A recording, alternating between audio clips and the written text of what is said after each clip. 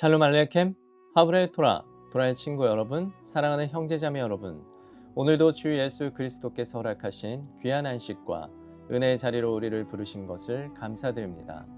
오늘 우리는 레위기 말씀 가운데 파라샤 짜부를 함께 나누게 됩니다.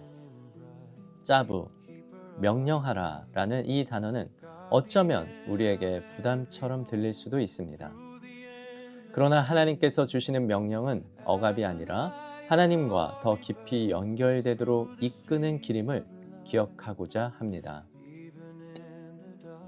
하나님께서는 모세를 통해 제사장들에게 세밀한 명령을 주십니다. 언제 불을 피우고 어떻게 제사를 드리며 무엇을 지켜야 하는지를 반복해서 말씀하십니다. 이 모습은 마치 사랑하는 자녀에게 삶의 길을 하나하나 가르쳐 주시는 아버지의 마음과도 같습니다. 하나님은 멀리서 우리를 바라보시는 분이 아니라 우리의 삶 속 가장 작은 부분까지 함께 하시기를 원하시는 분이십니다. 파라샤 짜부에서 하나님께서 강조하신 것은 거창한 어떤 한순간이 아니라 계속해서 이어지는 일상의 순종, 그리고 눈에 띄지 않지만 결코 꺼져서는 안 되는 마음의 불입니다. 오늘 이 시간 우리는 스스로에게 질문해 보아야 합니다. 나는 하나님께 받은 부르심 이후 그분의 말씀을 삶 속에서 얼마나 지속적으로 살아내고 있는가? 혹시 우리의 제단 위의 불이 조용히 아무도 모르게 식어가고 있지는 않은지,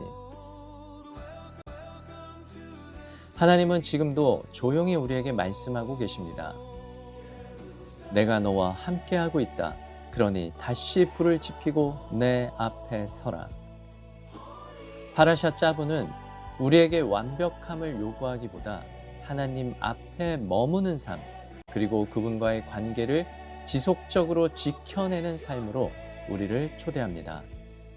이 시간 우리의 마음이 다시 하나님을 향해 열리고 꺼져가던 믿음의 불이 다시 살아나는 은혜가 있기를 소망합니다. 또한 이 시간 함께하는 모든 분들 위해 하나님의 임재와 평강이 깊이 임하시기를 주 예수 그리스도의 영광된 이름으로 축복합니다. 아멘. 아비도 마이케이는 우리 아버지 되시는 하나님, 사랑과 은혜가 풍성하신 아브라함과 이삭과 야곱의 하나님, 주 예수 그리스도여, 오늘도 우리를 귀한 예배의 자리로 불러주시고 주님의 말씀 앞에 서게 하심을 감사드립니다. 주님께서 명령하라 말씀하시며 단순한 의식이 아닌 지속되는 순종과 헌신의 삶으로 우리를 부르심을 기억합니다. 주님, 우리 안에 있는 예배의 불이 꺼지지 않게 하시옵소서. 환경과 감정에 따라 타올랐다 꺼지는 불이 아니라 밤을 지나 아침까지 이어지는 제단의 불과 같이 항상 주님 앞에 살아있는 믿음이 되게 하시옵소서.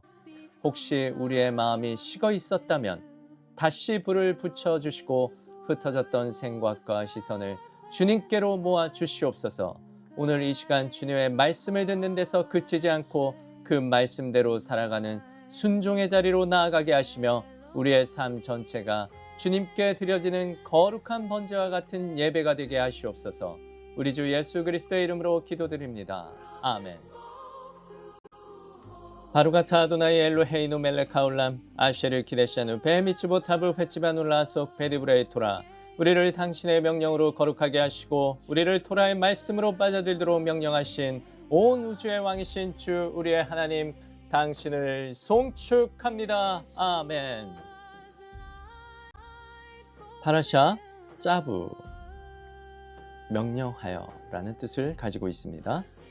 유대력으로 5786년 니산월 10일, 양력으로 2026년 3월 28일, 마지막 3월이죠. 토요일 24주차 파라샤 말씀입니다.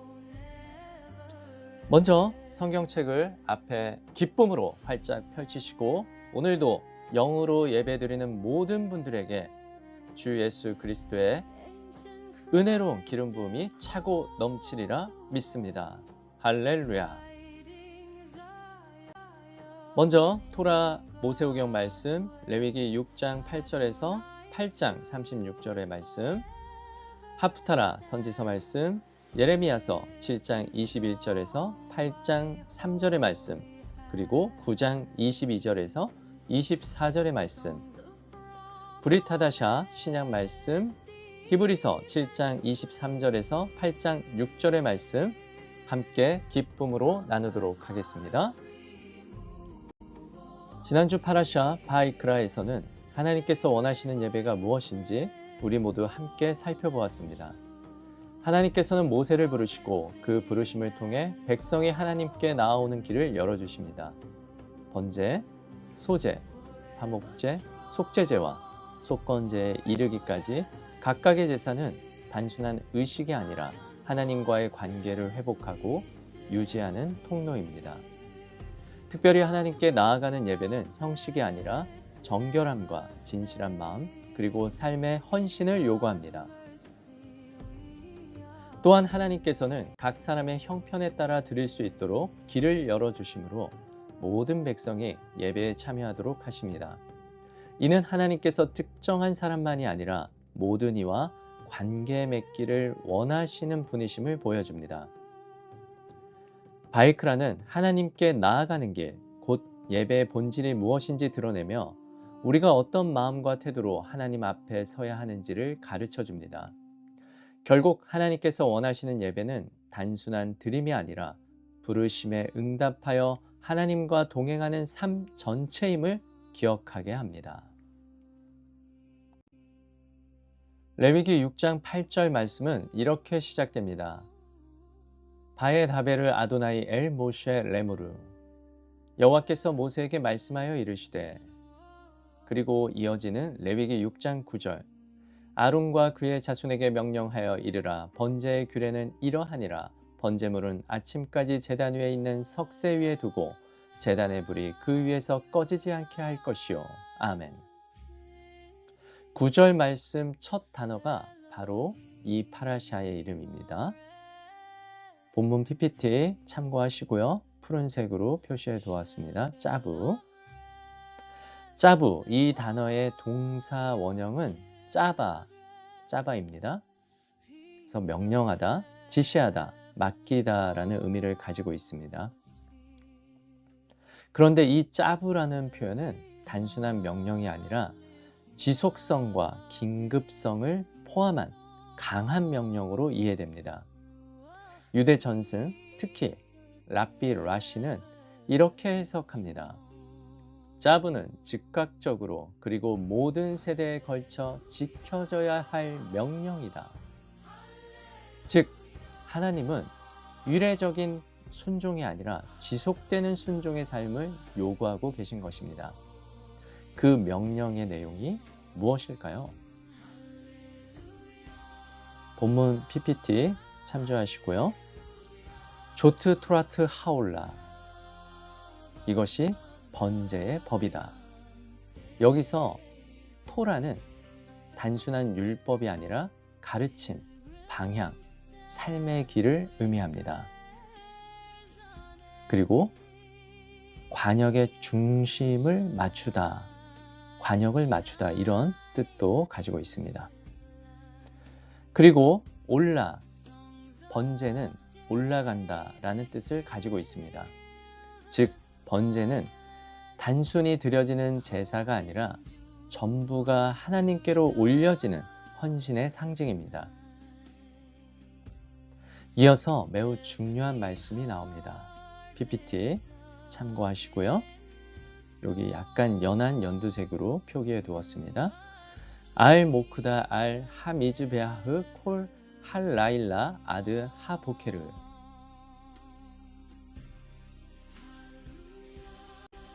제단 위 불 위에서 밤새 아침까지. 그리고 이어지는 말씀 PPT 참고하세요. 붉은색과 갈색으로 표기해 두었습니다. 베에쉬 하미즈베하흐 투카드 보, 이렇게 히브리어로 마무리되었습니다. 6장 9절이죠. 레위기. 제단의 불은 계속 타오르게 할지니.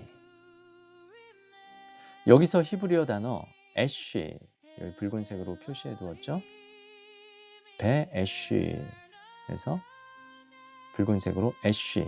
이 애쉬는 불을 뜻합니다만 단순한 물리적인 불이 아니라 하나님의 임재, 예배, 헌신을 상징합니다.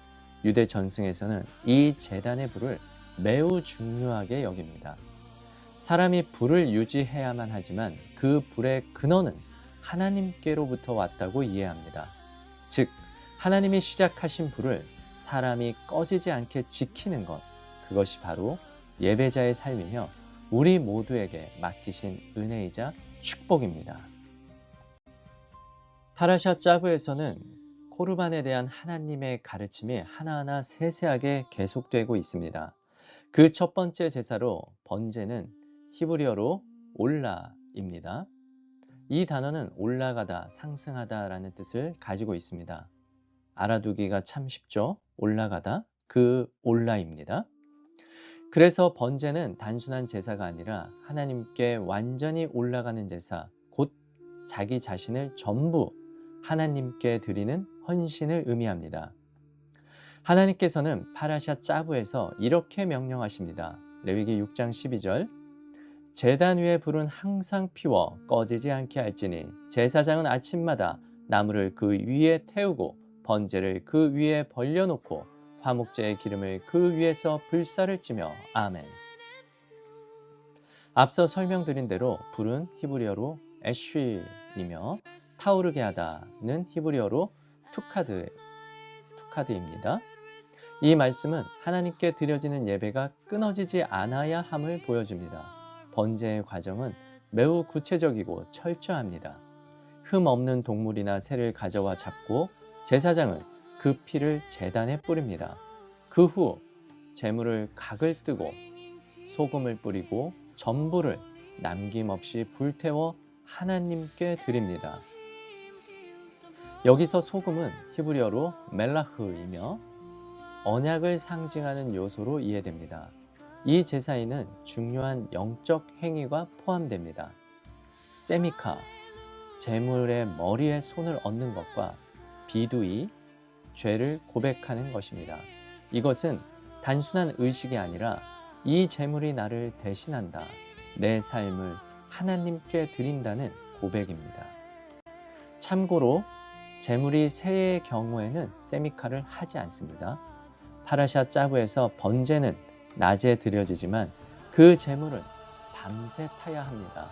그래서 제사장들은 밤낮으로 성막에 머물며 불을 지키고 제물이 완전히 드려지도록 섬겼습니다. 유대 전승은 이 번제를 더욱 분명하게 설명합니다. 탈무드 주바임 오비에서는 번제를 완전히 하나님께 올라가는 제사, 곧 전적인 헌신으로 설명합니다. 히브리어 전통 표현으로는 쿨라 라 아도나이, 전부가 여호와께 속한 것, 하나님께 완전히 드려진 것이라는 개념으로 이해됩니다. 또한 미시나 타미드 2장에서는 제사장들이 밤에도 제단을 떠나지 않고 제를 정리하며 불이 꺼지지 않도록 지켰다고 기록합니다. 여기서 중요한 히브리어 단어가 타미드, 항상, 계속해서, 끊임없이 라는 뜻입니다. 즉 번제는 전부가 하나님께 드려지는 것이고 그 헌신은 끊임없이 계속되어야 합니다. 그래서 예배는 한순간이 아니라 삶 전체, 계속되는 삶이라는 것입니다. 이 번제는 신약에서 예수 그리스도께서 완전히 이루십니다. 에베소서 5장 2절, 그리스도께서 너희를 사랑하신 것 같이 너희도 사랑 가운데서 행하라. 그는 우리를 위하여 자신을 버리사 향기로운 제물과 희생제물로 하나님께 드리셨느니라. 아멘. 예수 그리스도께서 바로 완전한 번제, 완전한 올라가 되셨습니다. 그분은 일부가 아니라 전부를 드리셨고 자신의 생명 전체를 하나님께 올려드리셨습니다. 이제 하나님은 우리에게 말씀하십니다. 너의 삶을 제단 위에 올려라. 그 불을 꺼트리지 말라. 번제는 제단 위의 동물이 아니라 우리의 삶입니다. 우리의 삶, 우리의 시간, 우리의 마음, 우리의 전부가 하나님께 올라가는 삶, 꺼지지 않는 불과 같은 예배가 되기를 소망합니다. 그러므로 형제들아, 내가 하나님의 모든 자비하심으로 너희를 권하노니 너의 몸을 하나님이 기뻐하시는 거룩한 산제사로 드리라. 이는 너희가 드릴 영적 예배니라. 아멘. 두 번째 제사는 소제입니다. 소제는 히브리어로 민하입니다. 이 단어는 선물, 예물, 헌물이라는 뜻을 가지고 있습니다. 그래서 소제는 피 흘림이 없는 제사로 하나님께 우리의 삶의 열매를 드리는 헌신의 예배를 의미합니다. 이 제사는 곡식의 고운 가루와 올리브유 그리고 향품으로 드려지며 보통은 가난한 자들에 의해 드려지는 자원 제사였습니다. 이것은 하나님께서 누구나 예배의 길을 열어두셨음을 보여줍니다. 또한 이것은 성전에서 이루어지는 하나님의 일상적인 사역에 대한 감사와 헌신을 상징합니다. 아시다시피 곡식은 인간의 노동으로 생산된 것이었습니다. 그것을 위해 정말 열심히 일해야만 하는 고된 노동이었죠. 이 예물은 노동의 열매를 하나님께 드린다는 뜻이며 11조나 헌금과도 연결됩니다. 네, 오늘을 살고 있는 우리의 삶에도 마찬가지겠죠. 하나님께서는 우리가 노력해서 얻은 것을 드리는 것을 매우 중요하게 여기십니다. 레위기 6장 14절에서 15절 소제의 규례는 이러하니라.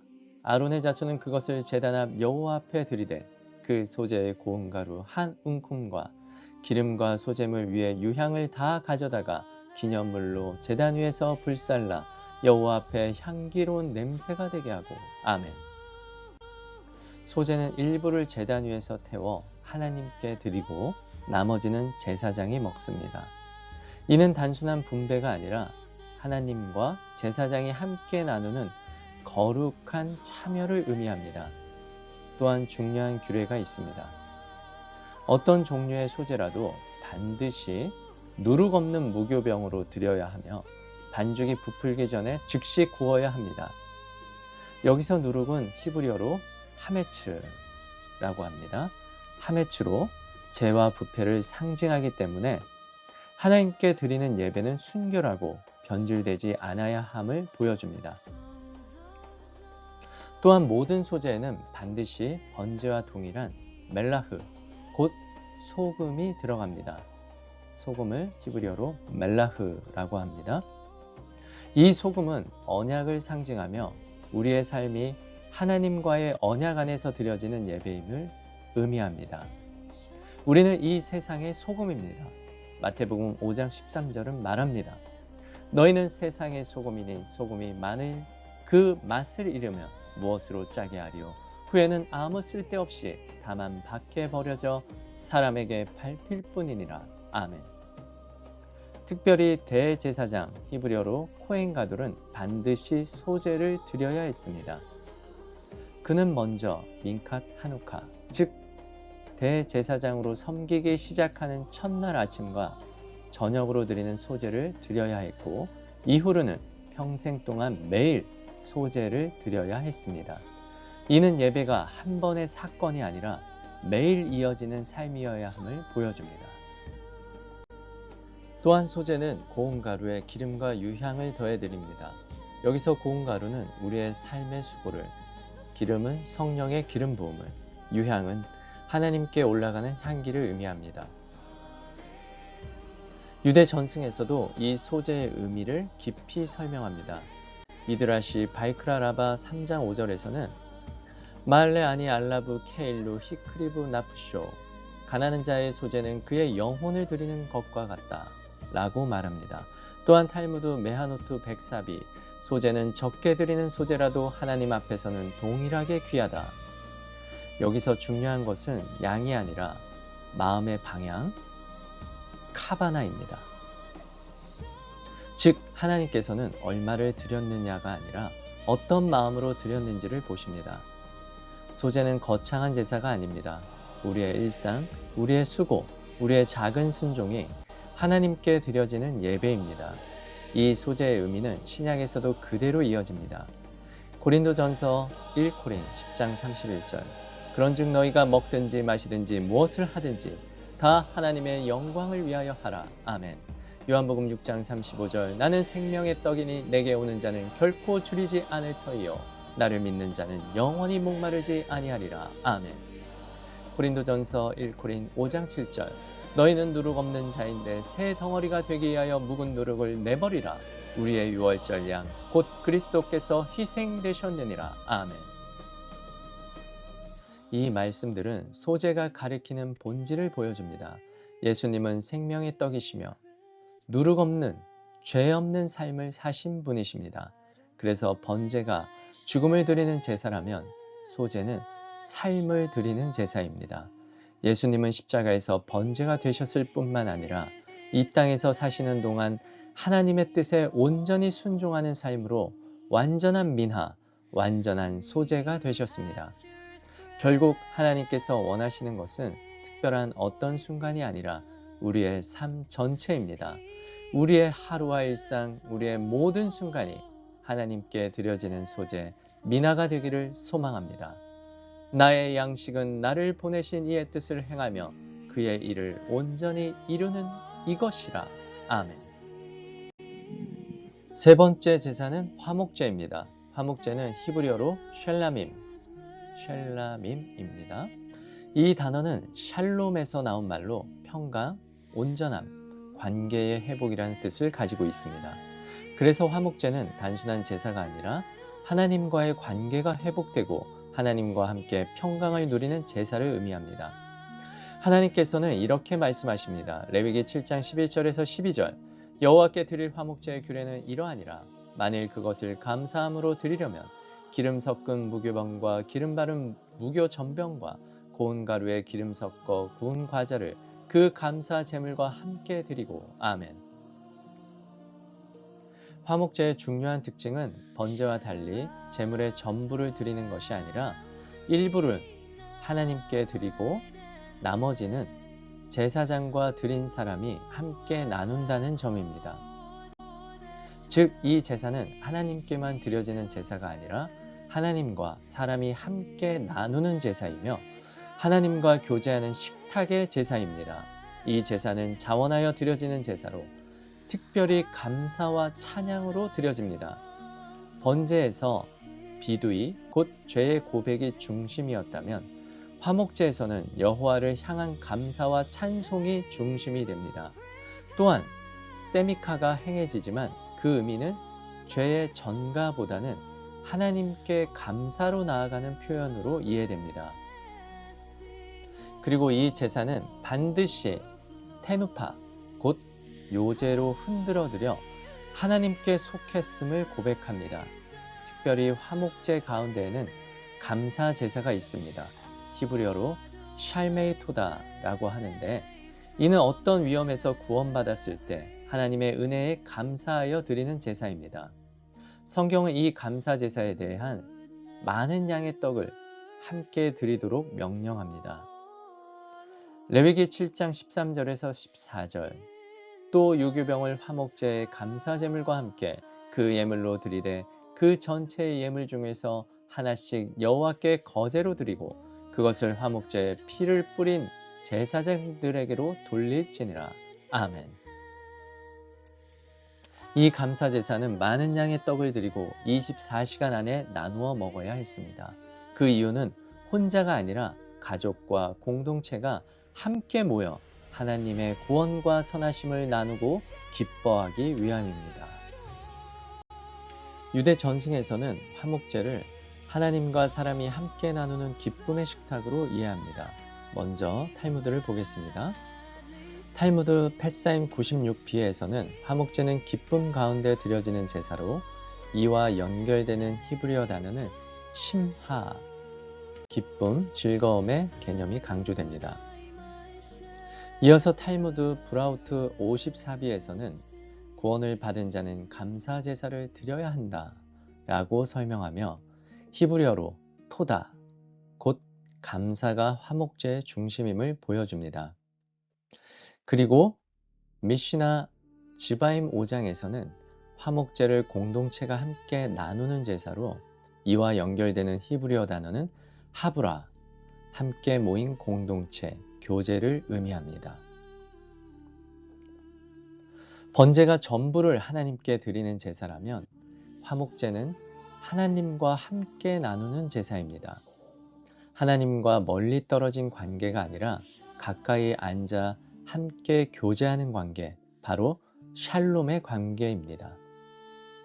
이 화목제는 신약에서 더 큰 은혜로 완성됩니다. 로마서 5장 1절. 그러므로 우리가 믿음으로 의롭다 하심을 받았으니 우리 주 예수 그리스도로 말미암아 하나님과 화평을 누리자. 아멘. 고린도전서 1코린 5장 18절. 모든 것이 하나님께로서 났으며 그가 그리스도로 말미암아 우리를 자기와 화목하게 하시고 또 우리에게 화목하게 하는 직분을 주셨으니. 아멘. 예수 그리스도께서 바로 하나님과 우리 사이를 화목하게 하신 분이십니다. 그분의 십자가로 인해 하나님과 원수되었던 우리가 이제 하나님과의 화평, 곧 샬롬을 누리게 되었습니다. 이제 하나님은 우리에게 말씀하십니다. 나와 화목하라, 나와 함께 기뻐하라. 화목제는 단순한 제사가 아닙니다. 심하, 기쁨으로 드리는 제사이며 토다, 감사로 드리는 제사이며 하브라, 공동체가 함께 나누는 제사입니다. 즉 하나님과 사람이 함께 앉는 기쁨의 식탁입니다. 화목제는 제단 위의 제물이 아니라 하나님과 함께하는 삶입니다. 우리의 삶이 하나님과의 관계 속에서 감사가 넘치고 나눔이 있으며 기쁨이 흘러가는 삶이 되기를 소망합니다. 그는 우리의 화평이신지라 둘로 하나를 만드사 원수된 것 중 중간에 막힌 담을 자기 육체로 허시고. 아멘. 네 번째 제사는 속죄제입니다. 속죄제는 히브리어로 하타트라고 합니다. 이 단어는 죄, 빗나감이라는 뜻을 가지고 있으며 그 어근은 하타, 관역을 빗나가다라는 의미를 담고 있습니다. 우리가 지금 함께 나누고 있는 이 토라와는 정반대의 의미를 가지고 있는 것입니다. 토라는 관역을 맞추다, 물론 가르치다 라는 뜻도 있죠. 그러나 관역을 맞추다, 우리가 화살을 쏴서 관역 중앙을 맞추는 그런 뜻을 가지고 있습니다. 하지만 이 하타트는 관역을 빗나가다 라는 뜻을 담고 있습니다. 이것이 바로 성경이 말하는 죄의 본질입니다. 하나님께서 원하시는 길에서 벗어나는 것, 그것이 죄입니다. 그래서 속죄제는 하나님 앞에서 빗나간 삶, 그 죄의 문제를 해결하기 위한 제사입니다. 다시 토라로, 말씀으로 돌아가는 것이죠. 하나님께서는 이렇게 말씀하십니다. 레위기 6장 25절. 아론과 그의 아들들에게 말하여 이르라. 속죄제의 규례는 이러하니라. 속죄제 제물은 지극히 거룩하니 여호와 앞 번제물을 잡는 곳에서 그 속죄제 제물을 잡을 것이요. 아멘. 이 속죄제는 자원제사가 아니라 반드시 드려야 하는 의무제사입니다. 대제사장, 공동체 전체, 왕, 그리고 평범한 개인에 이르기까지 누구든지 죄를 범하면 반드시 이 제사를 통해 속죄해야 했습니다.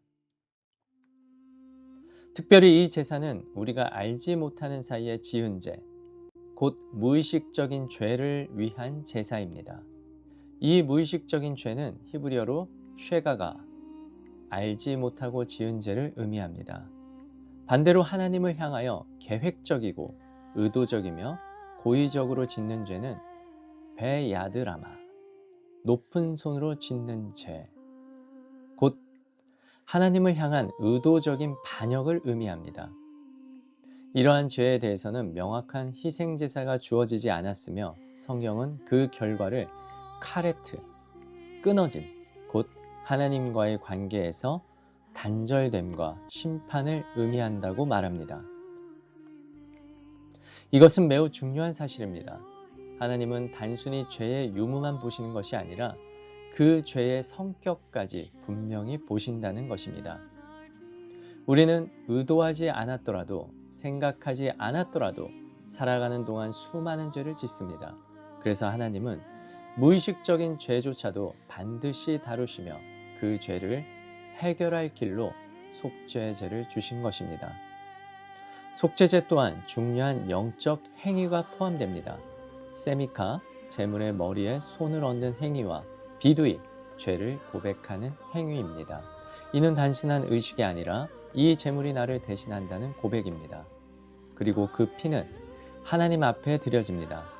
피는 생명을 의미하며 죄의 대가가 생명이라는 사실을 보여줍니다. 또한 속죄제의 중요한 특징은 제물의 피는 성막 안에서 하나님께 드려지지만 고기와 가죽은 진영 밖으로 가져가 불태워졌다는 것입니다.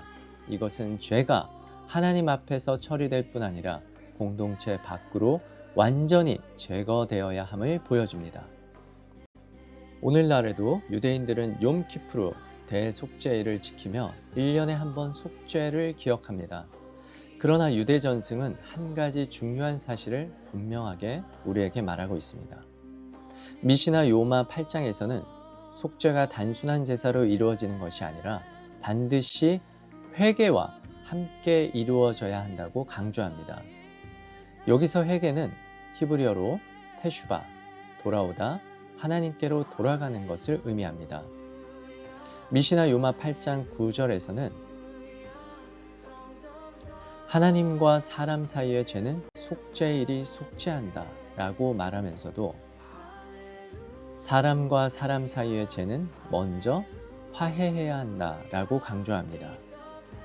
또한 탈무드 요마 85비에서도 같은 맥락으로 속죄는 단순한 의식이 아니라 관계의 회복까지 포함된다고 말합니다. 여기서 핵심은 속죄의 중심은 제사가 아니라 테슈바, 곧 하나님께로 돌아가는 것입니다. 번제가 전부를 하나님께 드리는 제사라면, 또한 화목제가 함께 나누는 제사라면 속죄제는 죄를 해결하는 제사입니다. 이 속죄제는 신약에서 예수 그리스도로 완벽히 성취됩니다. 요한일서 1장 7절, 그가 빛 가운데 계신 것 같이 우리도 빛 가운데 행하면 우리가 서로 사귐이 있고 그 아들 예수의 피가 우리를 모든 죄에서 깨끗하게 하실 것이요. 아멘. 히브리서 9장 12절, 염소와 송아지의 피로 하지 아니하고 오직 자기의 피로 영원한 속죄를 이루사 단번에 성소에 들어가셨느니라. 아멘. 예수 그리스도께서 바로 완전한 속죄제, 참된 핫하트가 되셨습니다.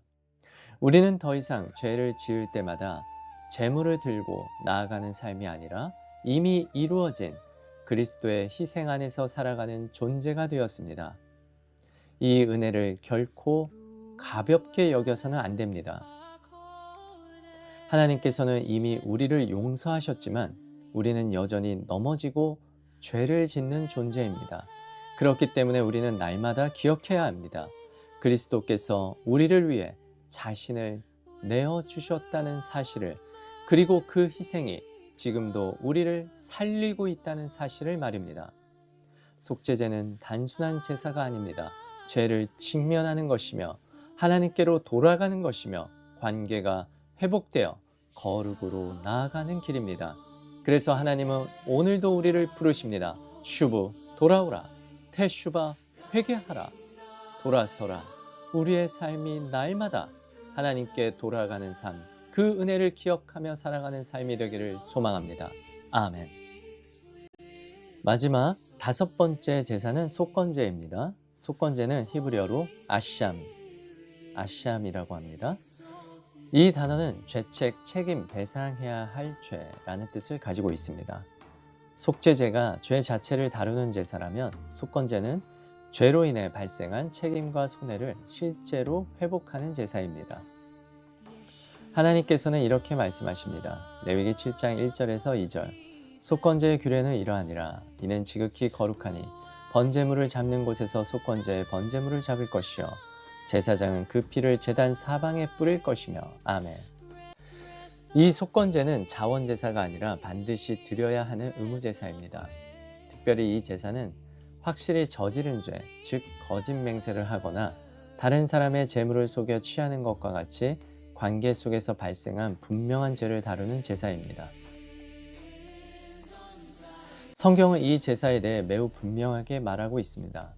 레위기 5장 16절, 성물에 대한 잘못을 보상하되 그것의 5분의 1을 더하여 제사장에게 줄 것이요 제사장은 그 속건제의 순양으로 그를 위하여 속죄한즉 그가 사함을 받으리라. 아멘. 속건제의 핵심은 단순한 용서가 아닙니다. 잘못을 인정하는 것에서 멈추지 않고 반드시 실제로 배상하며 관계를 회복하는 것입니다. 이 제사에는 매우 중요한 히브리어 개념이 담겨 있습니다. 먼저 게젤라, 단순한 도둑질을 넘어 타인의 것을 빼앗고 권리를 침해하는 모든 행위를 의미합니다. 이는 물질적인 손해뿐 아니라 신뢰를 깨트리고 관계를 무너뜨리는 죄까지 포함합니다.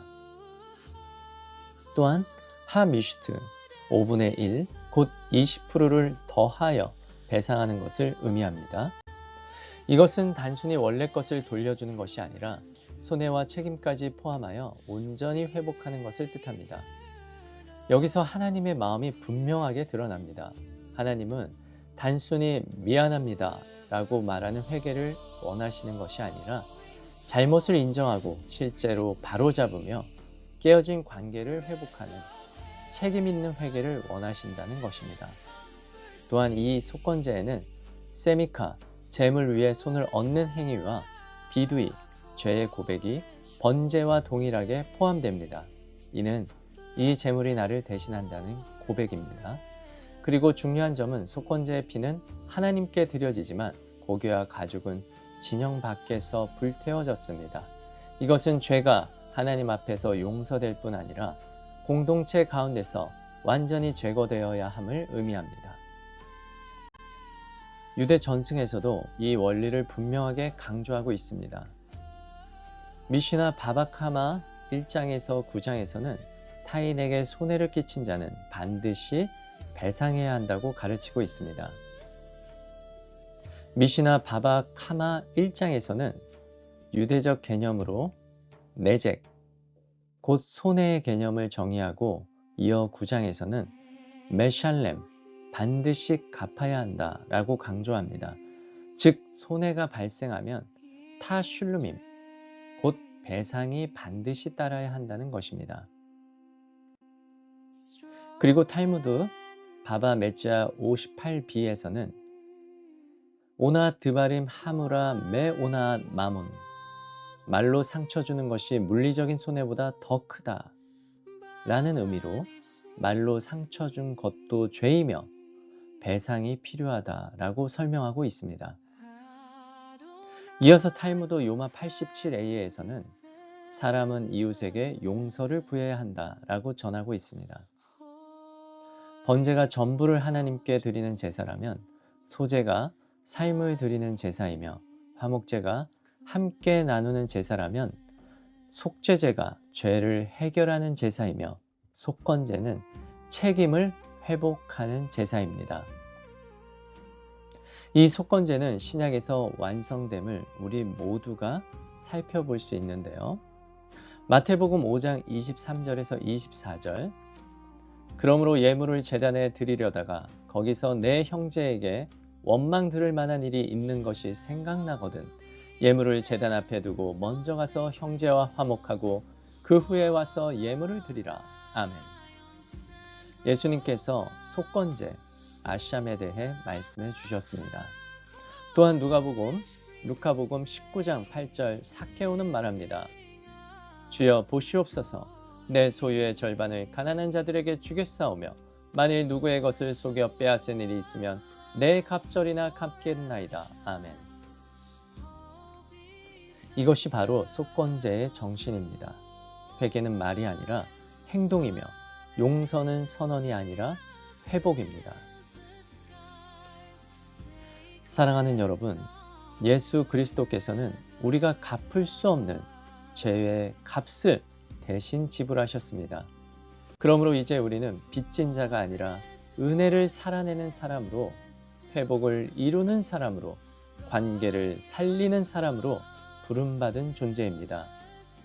그 은혜를 받은 우리는 이제 정직하게, 책임있게 관계를 회복하는 삶으로 하나님 앞에 서야 합니다. 속건제는 단순한 제사가 아닙니다. 잘못을 인정하는 것이며 책임을 지는 것이며 깨어진 관계를 다시 세우는 길입니다. 유대 전승이 말하는 것처럼 손해가 있다면 반드시 갚아야 하고 상처가 있다면 반드시 회복되어야 할 것입니다. 하나님은 오늘도 우리에게 말씀하십니다. 숨지 말고 나오라. 외면하지 말고 회복하라. 말로만이 아니라 삶으로 돌아오라. 우리의 삶이 하나님 앞에서뿐 아니라 하나님이 보시는 그 모든 사람의 관계 속에서도 회복과 정직이 살아있는 삶이 되기를 소망합니다. 용서하라. 그리하면 너희가 용서를 받을 것이다. 아멘. 레위기 8장 22절에서 23절은 제사장 위임식의 가장 깊은 영적 의미를 담고 있는 장면입니다. 또 다른 순양 곧 위임식의 순양을 드릴새 아론과 그의 아들들이 그 순양의 머리에 안수하매 모세가 잡고 그 피를 가져다가 아론의 오른쪽 깃뿌리와 그의 오른쪽 엄지 손가락과 그의 오른쪽 엄지 발가락에 바르고 아멘. 여기서 위임식의 순양은 히브리어로 에일 하밀루임이라 하며 문자적으로 충만하게 하는 순양, 곧 제사장의 사명을 가득 채우는 헌신의 제사를 의미합니다. 이 위임식에서 가장 중요한 장면은 피를 바르는 행위입니다. 모세는 그 피를 아론과 그의 아들들의 오른쪽 깃뿌리와 오른쪽 엄지손가락, 오른쪽 엄지발가락에 바릅니다. 유대적 해석과 히브리적 의미를 따라보면 이 세 부분은 인간 존재 전체의 방향을 하나님께 드리는 것을 상징합니다. 먼저 깃뿌리는 히브리어로 듣다라는 뜻의 샤마와 연결됩니다. 이는 단순히 그저 소리를 듣는 것이 아니라 순종을 포함한 듣는 것입니다. 그래서 깃뿌리에 피를 바른다는 것은 하나님의 음성을 듣고 그 말씀에 귀를 기울이는 삶, 곧 하나님께 속한 귀를 의미합니다. 그래서 하나님께서는 말씀 중에 늘 쉐마 이스라엘, 들으라 이스라엘아 이렇게 말씀하셨던 것입니다. 다음으로 엄지손가락은 행동과 실천을 상징합니다. 히브리어로 행하다, 만들다 라는 뜻의 아사는 하나님의 뜻을 실제 삶 속에서 이루어내는 것을 의미합니다.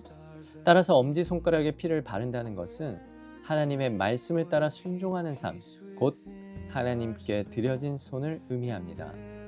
마지막으로 엄지발가락은 삶의 방향과 걸음을 상징합니다. 히브리어로 걷다, 행하다 라는 뜻의 할라크는 단순한 이동이 아니라 삶의 방식과 길을 의미합니다. 그래서 발가락에 피를 바른다는 것은 하나님이 인도하시는 길을 따라 살아가며 그 말씀을 세상 가운데 전하는 삶을 의미합니다. 할렐루야. 즉, 이 위임식은 이렇게 선언합니다. 우리의 귀는 하나님께 드려져야 하고 우리의 손은 하나님께 순종해야 하며 우리의 발은 하나님이 인도하시는 길을 따라 걸어가야 합니다. 이것이 바로 제사장의 삶이며 존재 전체를 하나님께 드리는 헌신입니다.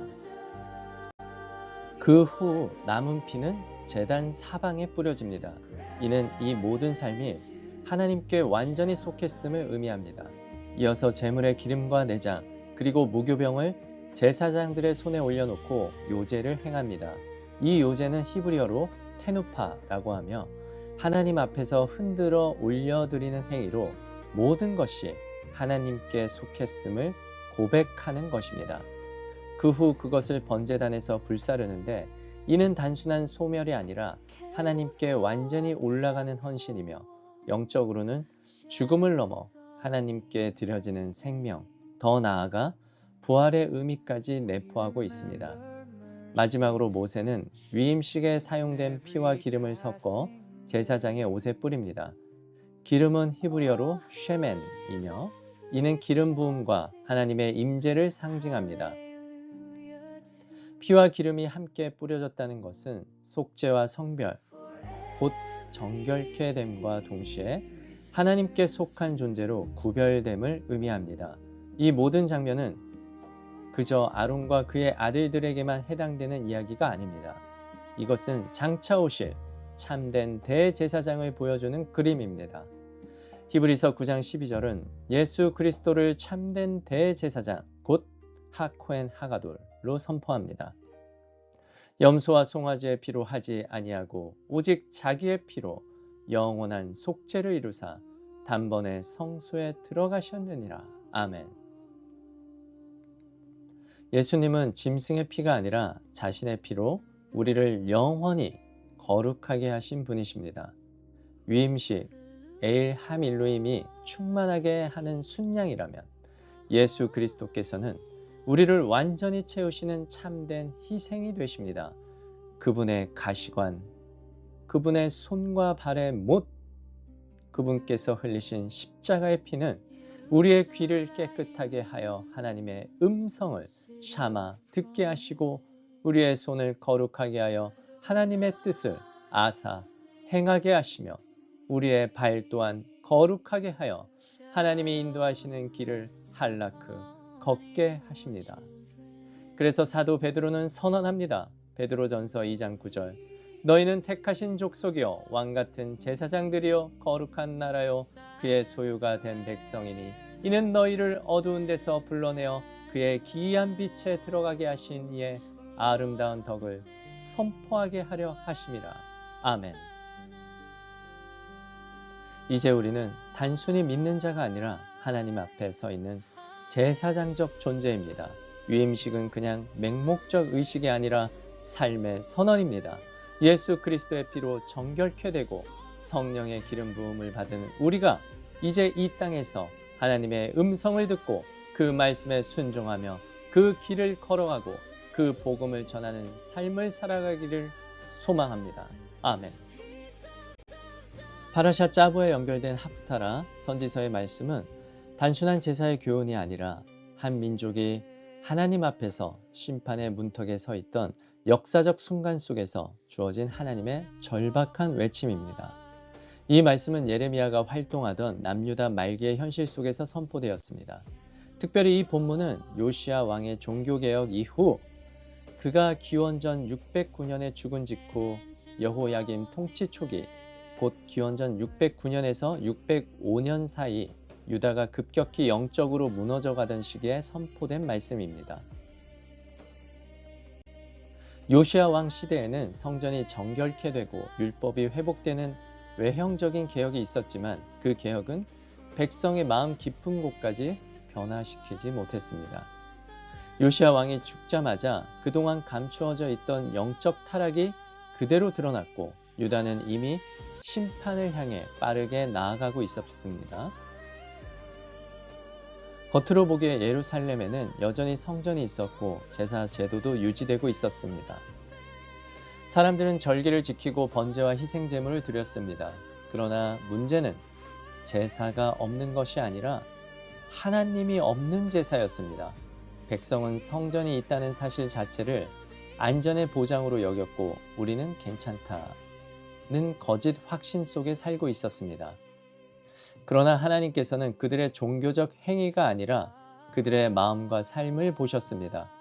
그들의 삶은 여전히 우상 숭배와 불의와 거짓으로 가득 차 있었고 눈에 보이지 않는 하나님보다 눈에 보이는 강대국을 더 의지하고 있었습니다. 그래서 하나님은 예레미야를 통해 강하게 외치십니다. 예레미야 7장 21절에서 23절 만군의 여호와 이스라엘의 하나님께서 이와 같이 말씀하시되 너희 희생제물과 번제물의 고기를 아울러 먹으라.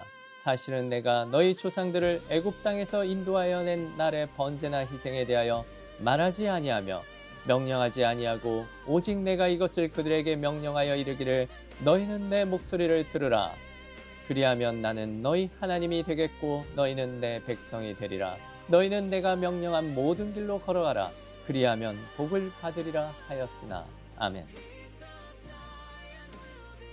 하나님께서 원하신 것은 제사의 형식이 아니라 그 형식을 통해 하나님께 순종하고 하나님과의 관계를 회복하는 것이었습니다.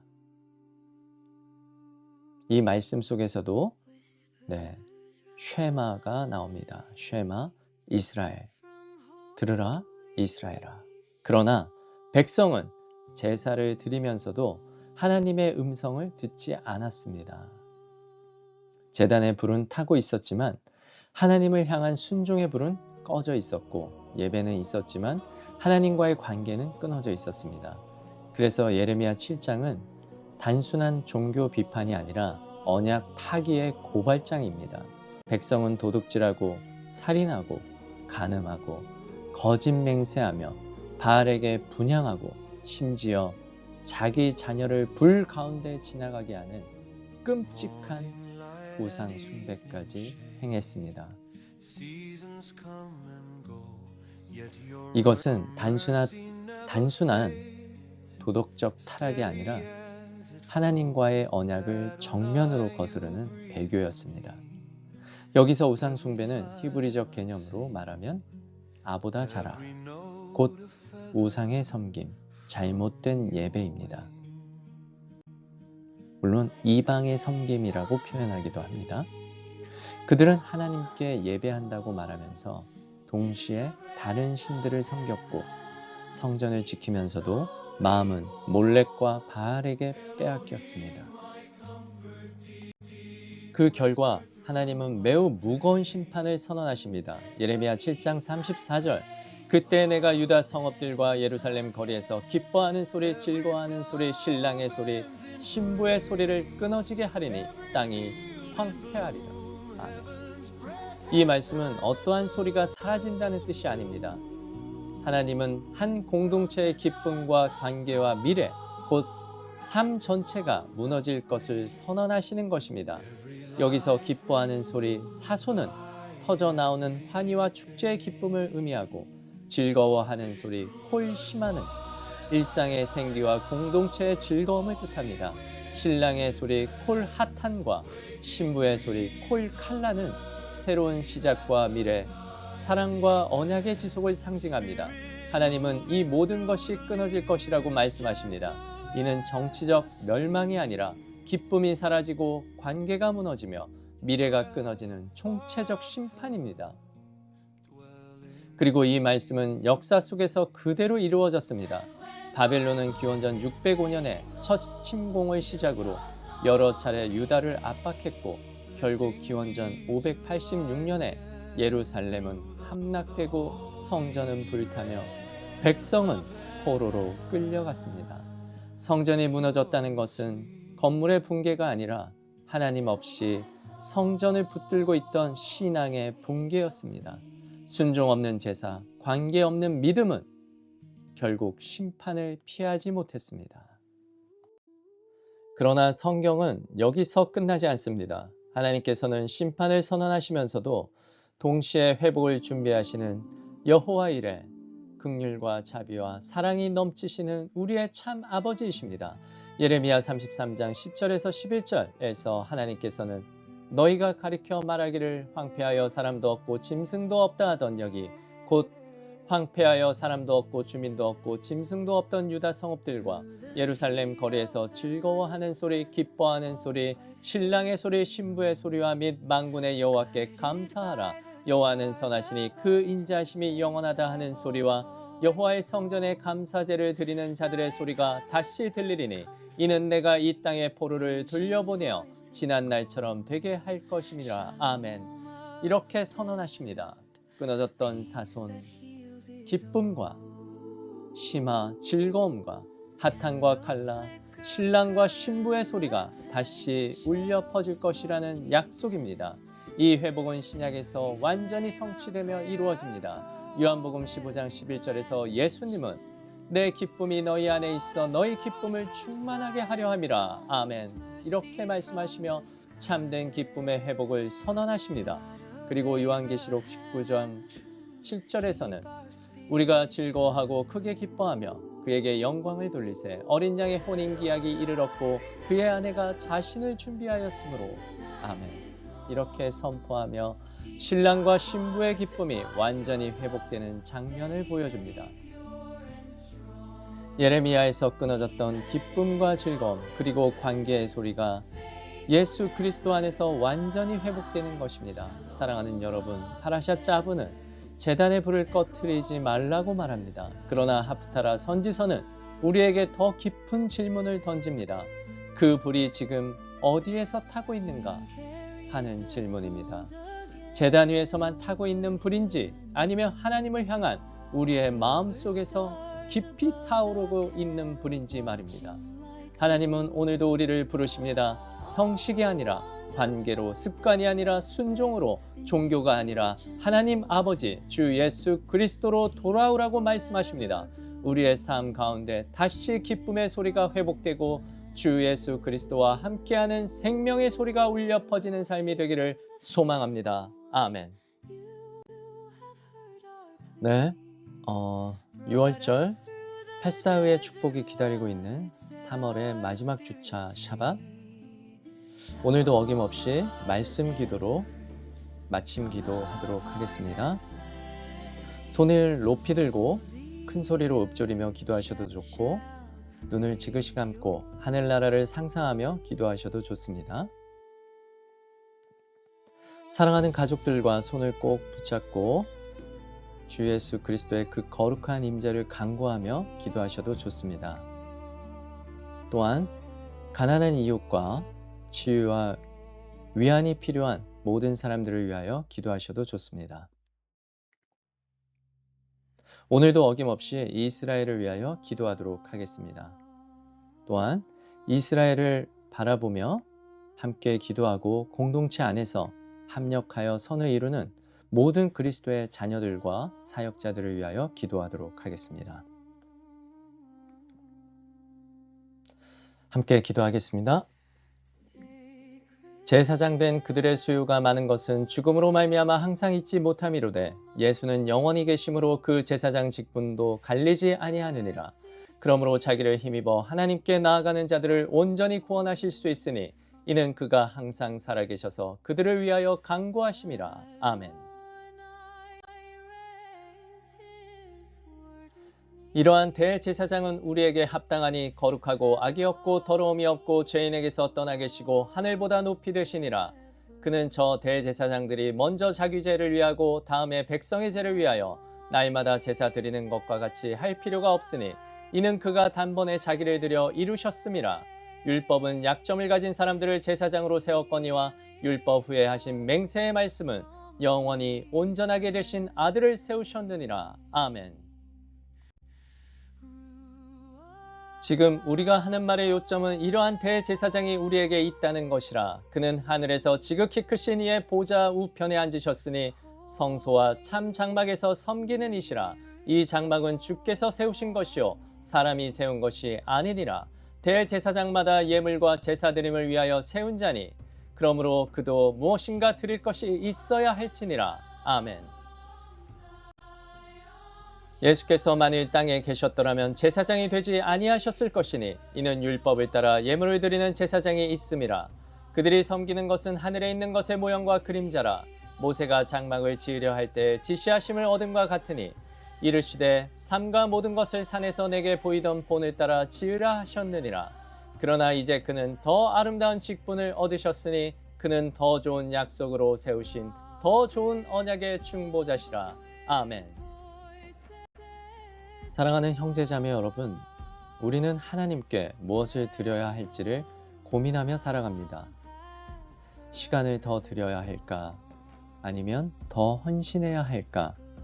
무엇을 더 잘해야 할까? 그런데 파라샤 짜부를 깊이 묵상하다 보면 하나님께서 우리에게 요구하시는 것은 의외로 너무나 단순하며 간단합니다. 전부입니다. 조금이 아니라 한 조각, 한 부분이 아니라 전부입니다. 번제는 남김없이 드리는 제사였습니다. 일부를 남겨두는 것이 아니라 완전히 하나님께 올려드리는 제사였습니다. 문제는 우리가 하나님께 드리지 못해서가 아니라 여전히 붙잡고 있는 것이 있기 때문입니다. 겉으로는 드린 것 같지만 마음 한쪽은 남겨두고, 순종하는 것 같지만 내 뜻은 내려놓지 못하고, 우리는 부분적인 신앙 속에 머물러 있을 때가 많습니다.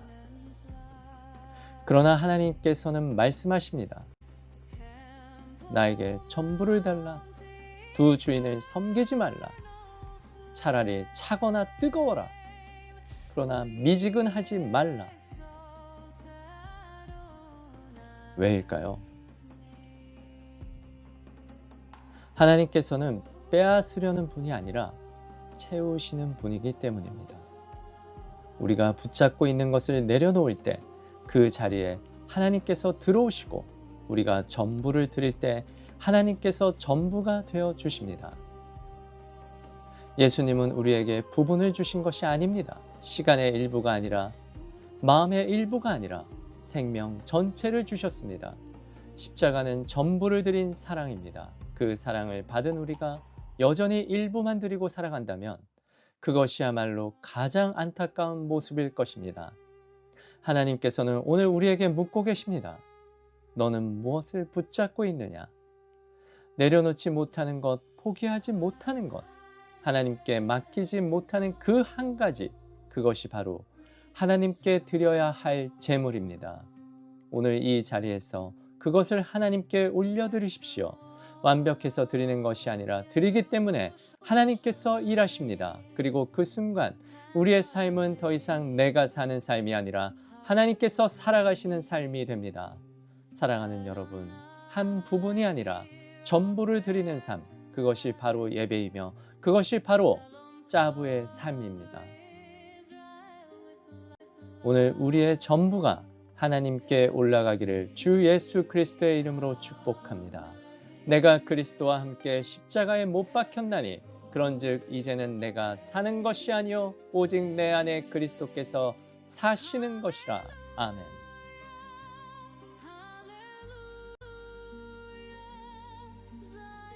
바루카바 베셈 아도나이, 주님의 이름으로 오시는 이여 찬미 받으소서.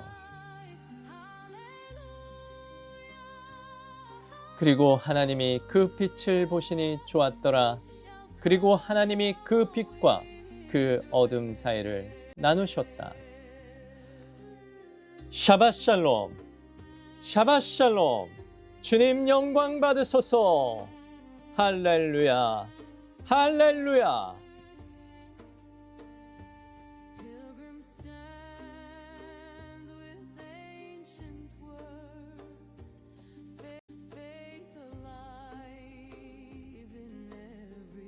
하작, 하작, 베닛, 하잭. 힘내자, 힘내자. 우리는 강해질 것이다. 우리는 주 예수 그리스도의 이름으로 기필코 강해질 것이다. 승리할 것이다. 할렐루야, 할렐루야.